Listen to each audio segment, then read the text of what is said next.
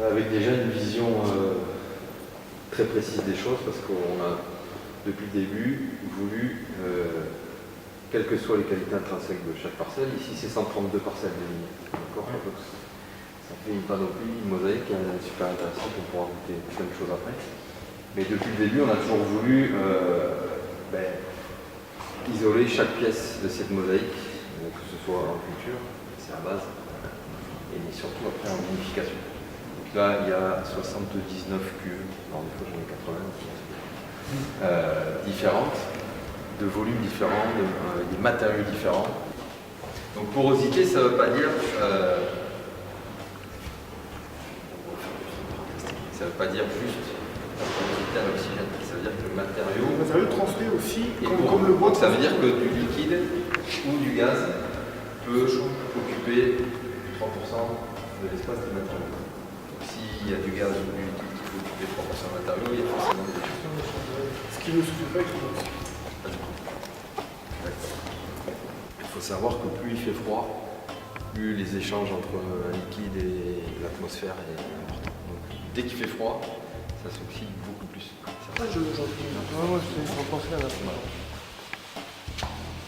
C'est ce qu'on appelle la dissolution du gaz. Donc c'est plus facile, ça capte plus quand il fait froid. Par contre, ça dégaze moins.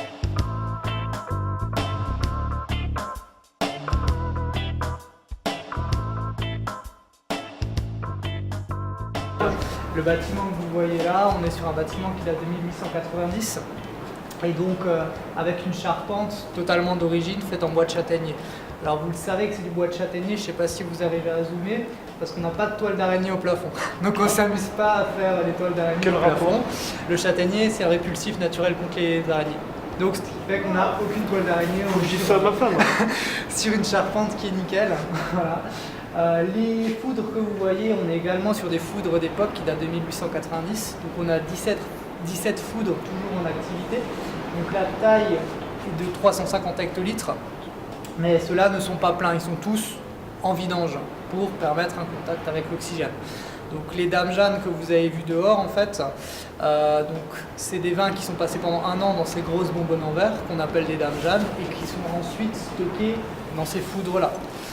Donc on a différents âges qui sont stockés. On va avoir ce qu'on appelle des cumuls d'âge, donc des vins qui seront stockés minimum 20 ans, 30 ans ou 40 ans, puis ensuite mis en bouteille, et d'autres qui seront millésimés. Par exemple, aujourd'hui au caveau, on va vendre des millésimes 85, 80 ou même 69. C'est le plus âgé qui sera en vente aujourd'hui. Voilà. Nicolas, merci de nous accueillir aujourd'hui dans ce lieu. Merci à vous surtout de vous être déplacés. Avec grand plaisir. On a goûté. Venir jusqu'ici. Oui, ça va, c'est pas non plus trop difficile. Surtout que nous accueillis quand même avec une bonne vingtaine de cuvées, en sec et en rouge. Alors, avant de parler des vins, parle-nous un peu de ton métier. Tu l'as depuis une bonne vingtaine d'années. Qu'est-ce que tu fais? Nicolas Raffi, je suis Romain Samuel, directeur technique et puis œnologue de formation. Je suis arrivé ici depuis une vingtaine d'années sur la propriété.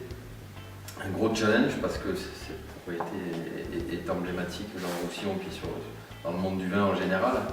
Et moi, je me suis d'abord inscrit comme de façon très, très humble, comme un passeur et un transmetteur d'émotions et de vin. D'abord découvert des vins d'héritage, on les a goûtés à la fin, toute la gamme des vins doux naturels, oxydatifs, on remonte ici jusqu'à 1969, des vins qui sont encore en élevage. Et puis un gros travail depuis bientôt 20 ans sur la découverte de ce territoire, de cette mosaïque de parcelles qui est aujourd'hui composée de 132 parcelles pour produire des grands vins secs, des vins de signature, des vins de lieu. Oui, on a goûté des vins secs quand même extraordinaires, hein. Des vins secs qui avaient tous une personnalité bien spécifique et des vins vraiment élégants et de très grande qualité. Merci à toi, de toute façon c'est un travail d'équipe et d'hommes et de femmes. Hein. Sans misogynie, c'est vraiment un travail d'équipe, mais c'est surtout la révélation de ce terroir-là. Ça fait partie de ce que je veux, que le Massamiel incarne aujourd'hui. C'est un acteur important, un acteur reconnu sur les vins secs. Ce terroir-là, il il a été un peu mis sous le couvert des vins doux naturels, mais c'est un extraordinaire terroir pour les vins secs. Plusieurs parcellaires qui sont aujourd'hui présents sur les vins du Massamiel, et c'est des vins qui sont vraiment inscrits dans le paysage, dans le lieu, qui les voit naître, chacun avec une identité particulière et une personnalité, c'est vrai. Parle-nous des terroirs. Donc tu as 3-4 terroirs sur Maury, sur le Massamiel, qui sont vraiment emblématiques pour les vins secs. Pour les vins secs, oui, on est sur, de façon schématique, sur un terroir de calcoschiste. C'est un terroir avec une forte imbrication de calcaire dans le schiste. Donc c'est des terroirs qui amènent à la fois beaucoup de tension, de fraîcheur, d'énergie dans les vins, un côté salin aussi qu'on peut retrouver, et donc ça amène des vins qui sont digestes.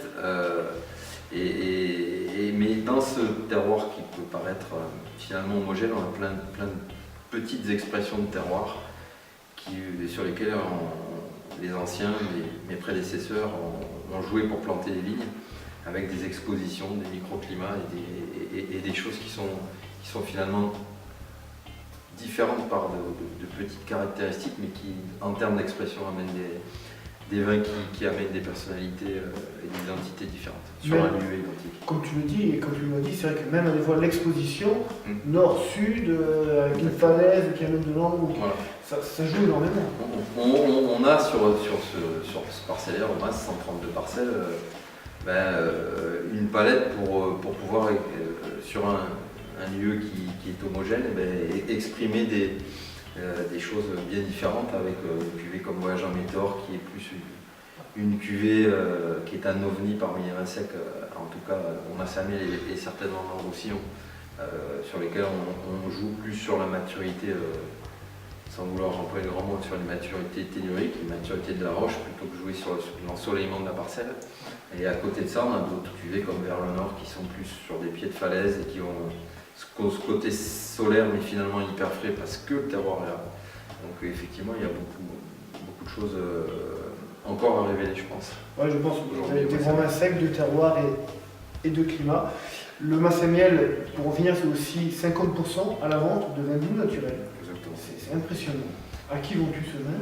Alors, à des gens comme nous qui sont passionnés par le vin et surtout qui les boivent, hein, parce que le vin, et nous en tant que professionnels, on est souvent en dégustation, mais on n'est pas forcément tout le temps dans une optique de consommation. Et ces vins-là, finalement, on peut les boire. Et on peut les boire très classiquement à l'apéritif, mais on peut aller très facilement sur des accords avec des fromages, par exemple, sur des parties oxydatives, sur des desserts, sur des viandes, sur des accords un peu plus audacieux, sur des gibiers, des choses comme ça. Donc ces vins-là, on continue à être des transmetteurs, des porte-paroles et des fervents défenseurs de ce qui a fait les racines et ce qui fait encore nos racines et notre savoir-faire. Ce sont des trésors. Je vous invite évidemment à acheter des vins vainqueurs catalans, mais aussi à venir visiter le Massamiel et Nicolas pour découvrir les vins secs, les vins doux de cette institution qui est intemporelle dans le Roussillon. Merci Nicolas. Merci à toi, merci à vous d'être passé.